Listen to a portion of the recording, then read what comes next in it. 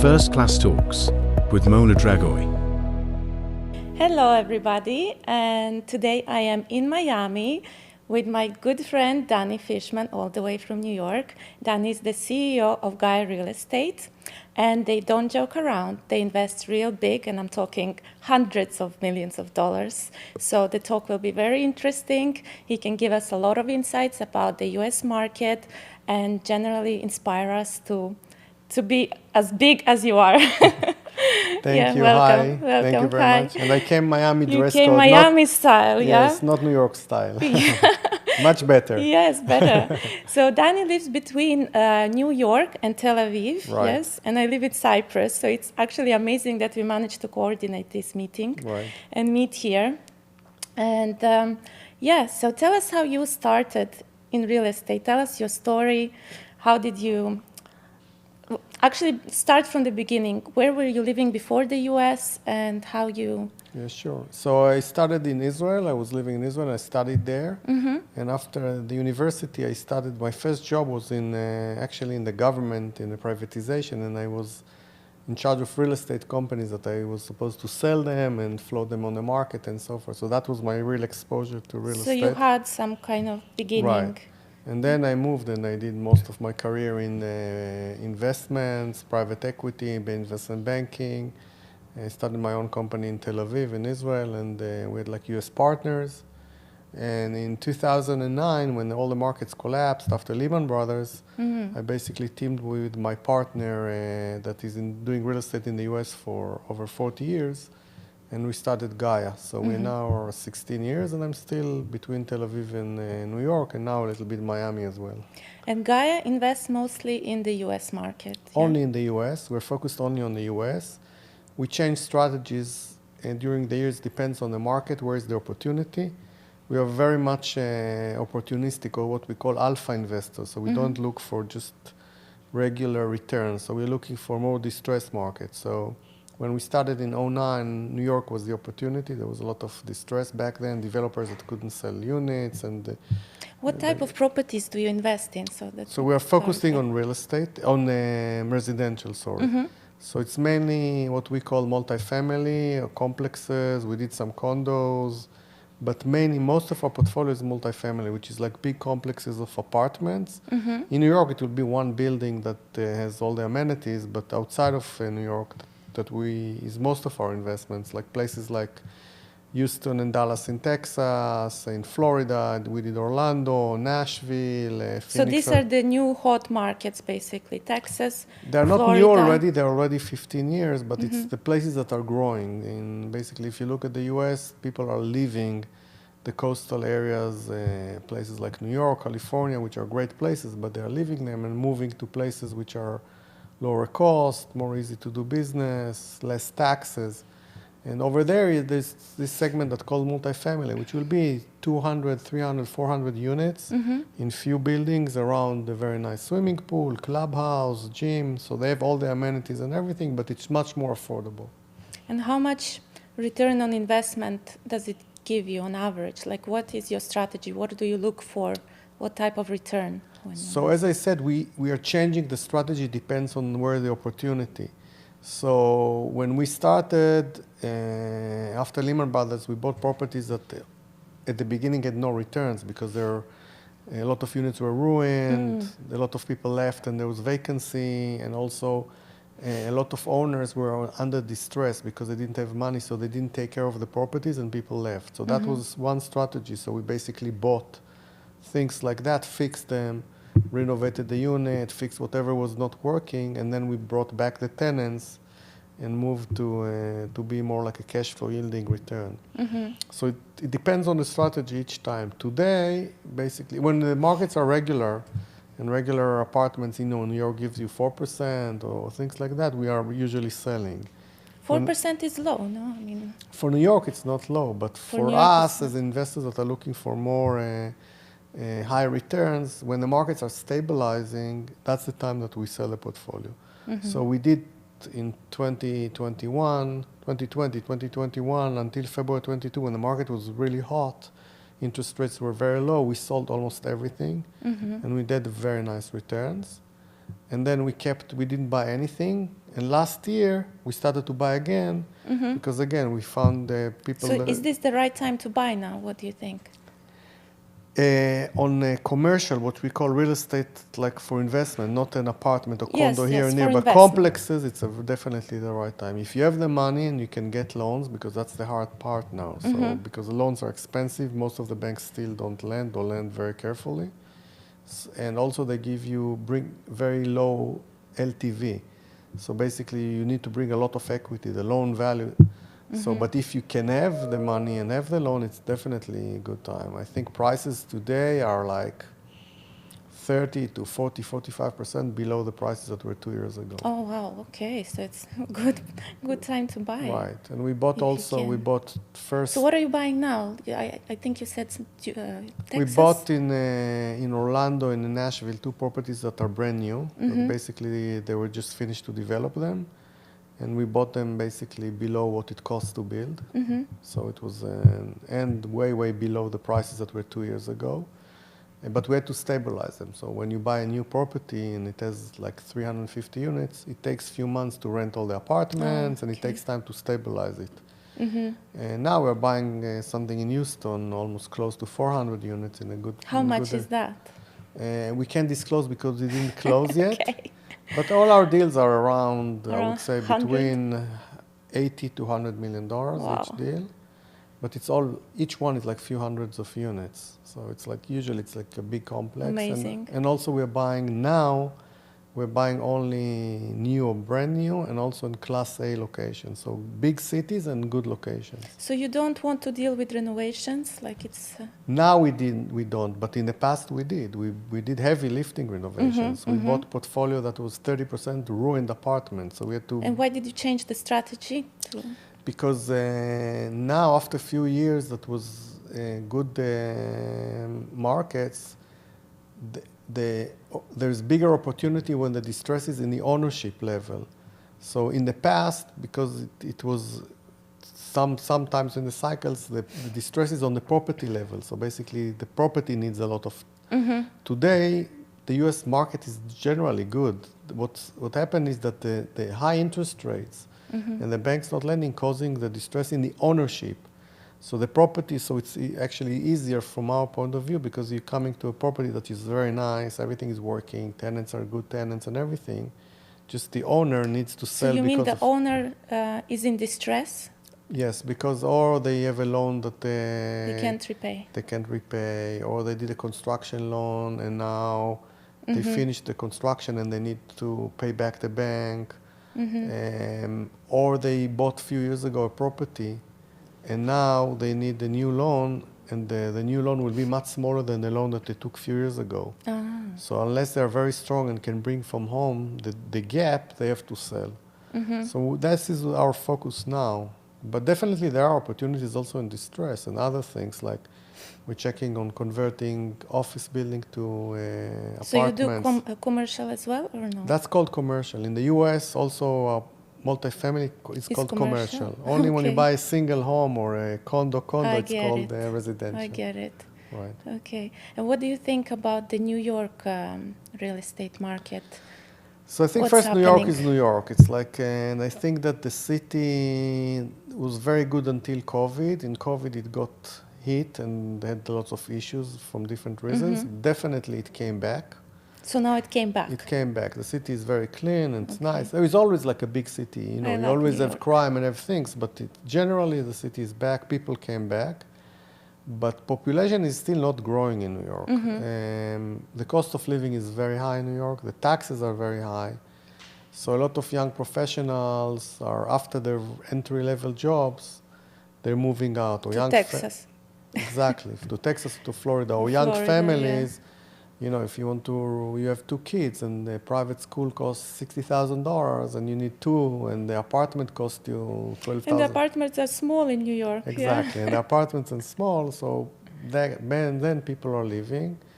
And then you have another thing, that people that are wealthy people that have money don't want to pay the high taxes in New York. In New York you have another New York State and New York City tax above the federal. So those people, usually stay in New York, but only half of the year. So because they don't want to pay taxes, so they are basically residents of Florida or Texas or whatever. I see. But the city is back. The city is beautiful and back, and young people are back, and it's full, and it's just expensive.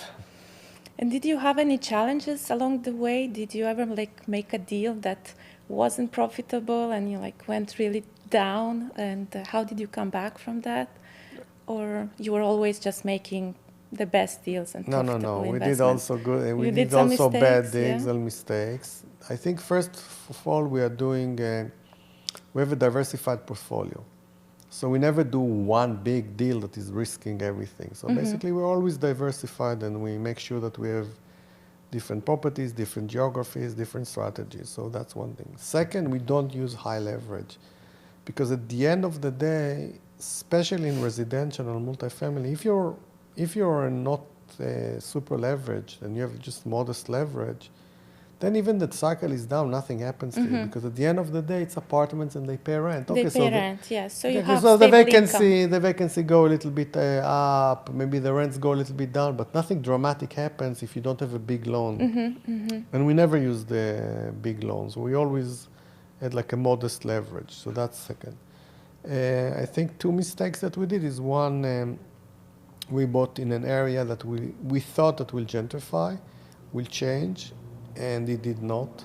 And this is one thing that I learned in the US, that specific areas with demographics is very, very hard to change. So it's not that you buy cheap, and even if it's in the city center or a big city, it can stay years and years down, or down. And so, so that was the one mistake that I did. And second deal that we did a mistake was we bought in a very rural area, very remote from big metropolitan.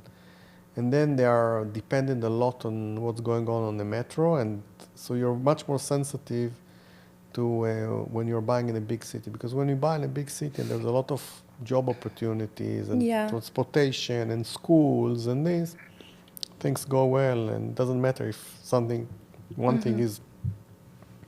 So this was the two. So you learned from your mistakes. Exactly, I learned from these mistakes, exactly. And which areas in New York do you think are up and coming and developing? What do you think? I think that definitely Brooklyn is up and coming. It's already, some of the areas are very expensive, like Williamsburg or you bought something in Williamsburg. Yeah, yes? we bought one building in COVID. We basically started in New York in 2009, then we sold almost everything in 2013, 14 when the markets were high. And then in COVID, everyone was running away from the city because of the lockdown and everything. Then we bought back a few buildings. We bought in East Village, in Larissa, then we bought something in Williamsburg. And it's all the people came back, so now it's all good. The buildings are full, 100% occupied, and the rents are growing. And but I think that a lot of areas in Brooklyn, are becoming better and better. Most of the city is good. There's areas which are not good to live in the city, but I don't think they were going to change. So I would not. So now you invest only in prime locations where you know that are good. Or big metros like Dallas or Houston or Nashville that we like a lot is growing. South Florida is growing. So in these areas also, even if there is. Are you going to invest in Miami? I invested personally a few things in Miami, and now we're starting a JV here to buy, but more opportunistic. So not like stabilized multifamily, but things that are more to fix, some land maybe. So you want to build maybe? We are checking also with someone that has a lot of experience in developing. My partner built a lot of apartments, so we're checking also this opportunity. Which areas are you considering?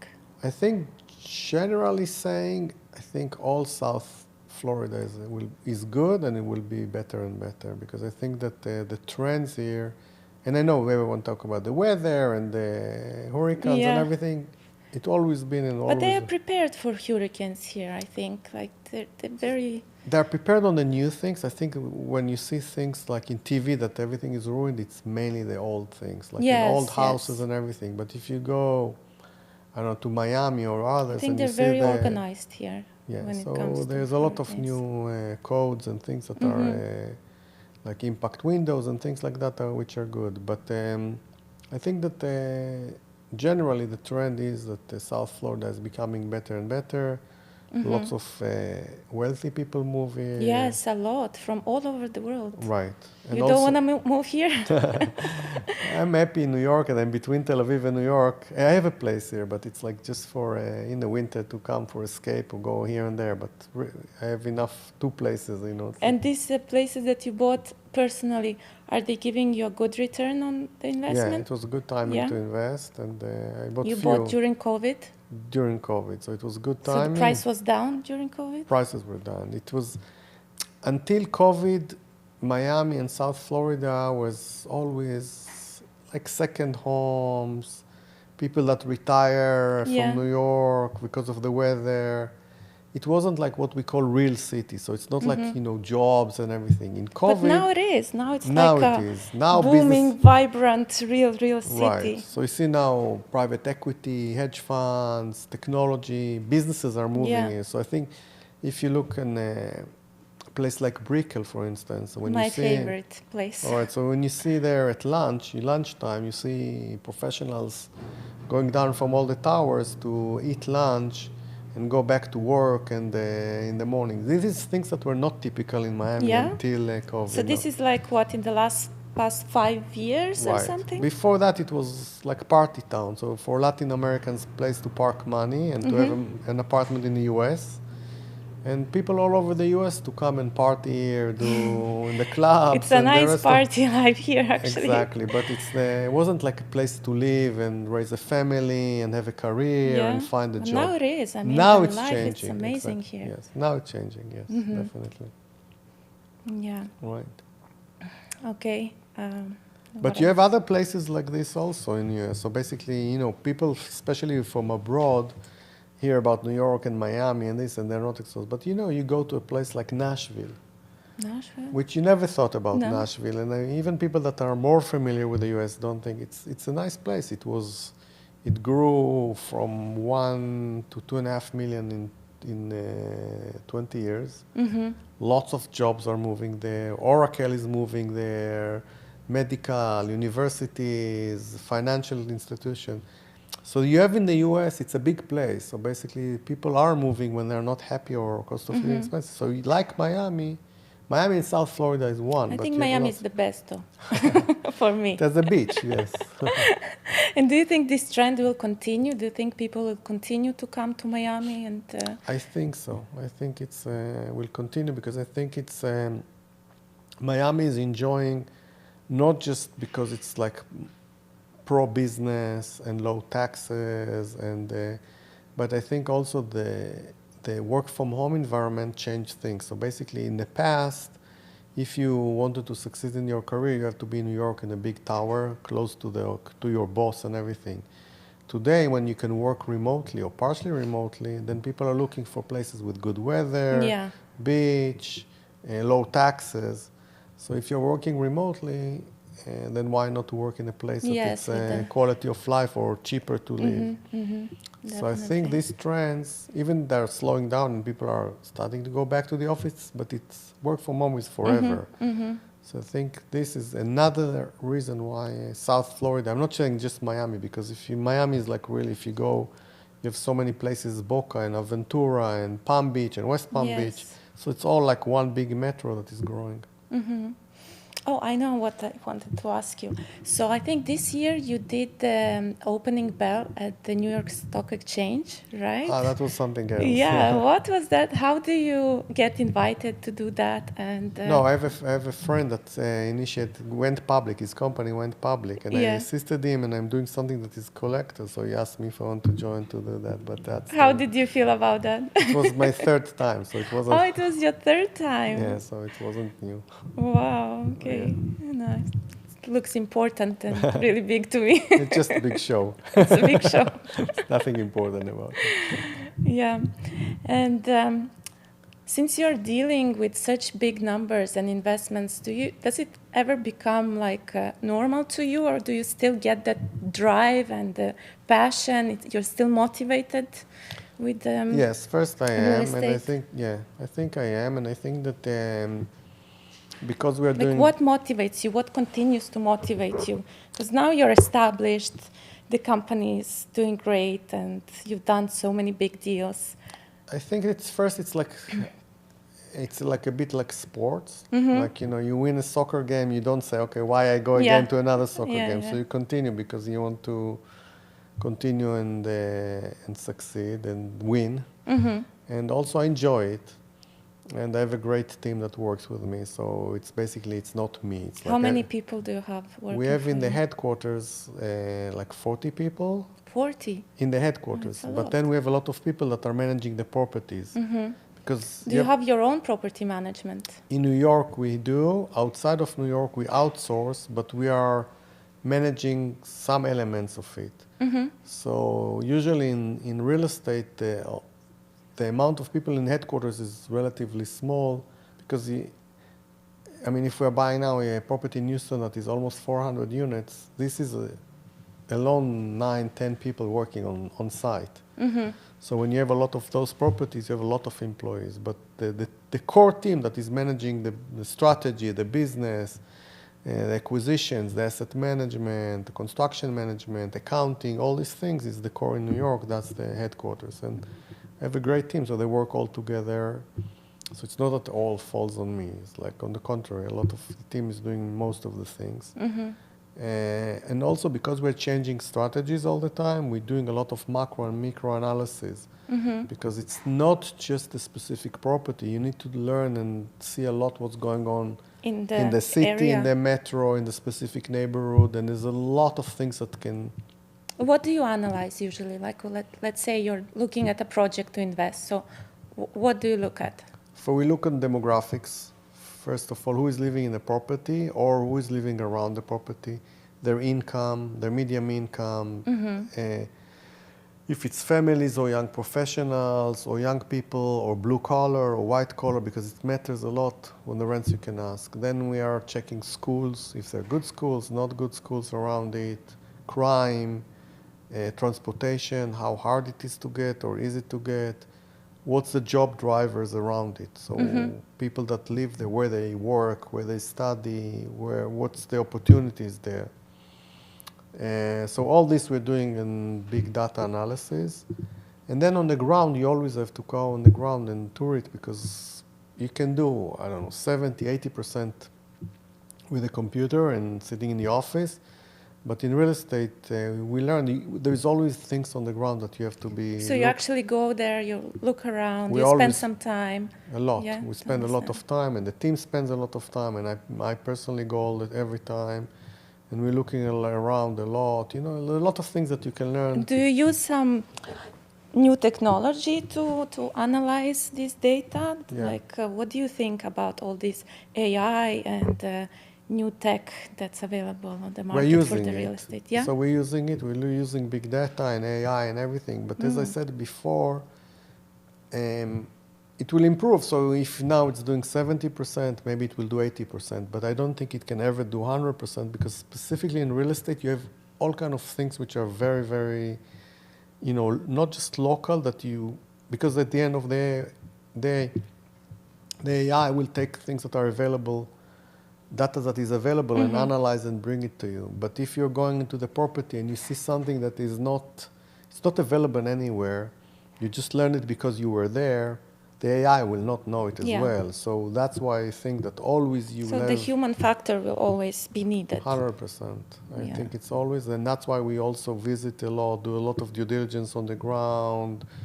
Just if you eat lunch across the street from the property and just you sit there and you see what's going on, who is coming in and out, who is sitting there, you learn so much things.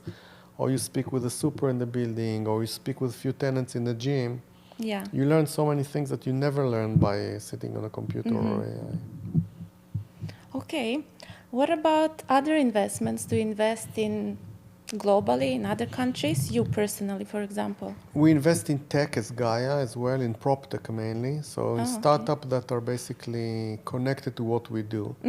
So sometimes venture capital funds will send us a new startup and say, what do you think about that? Would you use their product? What are you doing today? What are you using today? And we'll help them to do the due diligence and to check it. And then sometimes if they invest, we'll invest alongside with them. And do you invest in real estate in other countries? No, No? we're exclusively in Exclusive. doing US. Yeah, it's a huge, because the US is huge. It's a huge market. It's like volumes that are you don't have any other place, and you have so many places. In the US, I didn't invest yet, and there are so many areas. So it's like, people go to Europe or something, but you have cities here of millions of people in each city. So why? More opportunities here, and you don't want to diversify, let's say. I do from in the U.S. So I do Texas, Florida, Nashville, Tennessee, Phoenix, Arizona, New York, Connecticut. So I do diversify, But all in the same country. yeah, because we have the team here, we have expertise here, we know the markets here, we know the players, the banks, so we know how to check. I don't see the opportunity, or there are opportunities, but to go to some country in Europe, with Come to Cyprus. Cyprus is like old Cyprus is one neighborhood in Dallas. Yeah, but it's a good neighborhood. It's a good neighborhood. Yeah, I need to sell you something in Cyprus. Yeah. Oh, did you ever have like a mentor or somebody that influenced your career? No, but I always had partners that, I always had partners that assisted me to build a company, so I was not alone. But nobody that inspired you? No, but I read a lot. So I'm reading a lot of books on business and of people that, so basically... I do that too as well. I like to read biographies, like I'm reading about Elon Musk now. Right, so when you read biographies, there's some good, podcasts that you learn about different topics and things, so I use that a lot. Okay, what advice would you give somebody starting out? Let's say someone wants to invest, let's say I have $300,000. What would you give me as an advice? What shall I do with it? First of all, it depends if this is your own money. Let's say it's my own. No, but if it's your only money or you have a lot of money and you just wanted to start. Because I think that if you don't, I would I would buy only something that I live in or something that I'm living close to it so I can manage it. Because if you have like small amounts like this, I don't think it's smart to put it in a big property and to be dependent on someone else that, maybe holding 100%. It for 10 years and you cannot control the exit and what you get and what you don't get and if you need the money. So if you want to start in real estate and let's say you live in Miami and you know where the area, maybe buy something in your neighborhood, fix it and manage it yourself and like this learn the maybe business. Flip it, yeah. So that's what I think it would be the best to do. But I would not invest something remote, far away in some market that you don't understand, or in a big project that you're a small investors and have no liquidity. That's what I do. I always invest in something near to me. That's the best thing so I to can do. manage it. And you know best. And I know the area, yeah. Exactly. So I think that's the best. What about the sales prices? Did they go down in Miami? You have some opportunity, yeah. Yeah? Yeah. You have some, not in the brand new. The brand new ones are very little, but the more older condos, 10 years, 15 years, you can get a discount to them. And what do you think of the quality of the apartments in Miami? I think everything that was built, 15, 20 years ago till today, it's good quality. If you go before that, I would be checking more carefully because the codes were different. So all the things like the Surfside building that collapsed. Yes, one building collapsed. So you don't want to go to these old buildings and this. Wow. But the newer ones, a condo building that is 10 years old, 15 years old is great. But it's people here because they're more Latin Americans with money. They all want the brand new. And this makes no sense. Because basically if you look at the expensive market, it's like a luxury car. The highest price is the day that it goes out of the factory. Then it only goes down and down. It doesn't increase here? Why? Why The do older you have buildings this trend? increase. The new towers, if you till today, because when there are no real people that coming here to work and just jobs, and everyone is coming here just because flashy money and clubs and this, all looked for new. Yeah. So you buy new because you're, Porsche towers and blah, blah, blah, and everything is flash and new. And after 10 years, it's not new. They move to a different place, and then so it wasn't. It's the only place, because if you go to New York, the most beautiful buildings are what we call pre-war. The old buildings. Which are beautiful and good. So in New York, it's more a market that you look at the building, the location. Here, they all looked until now on what's shiny and flashy and brand and like. But why do prices go down? Because they if have they a lot start of so land high, and a lot of But even supply. now, look at now at the downtown. So they're building like a tower with a big brand, Ritz, Faina, Porsche. So everyone is running to it, and you're already buying in a price which is double of the price of the building next to it on the right, on the left and the right. So it's totally different. Interesting. Yeah. Usually people don't buy before the elections. They kind of wait. They're nervous. Yeah. Also on the stock exchange, people are nervous because definitely now that each candidate is, Kamala Harris says she will put taxes on capital gain and everything. So everyone is very nervous. Right. Thank you for joining me. Thank you very much. Yes, thank you. It was a pleasure having you. Thank you very much.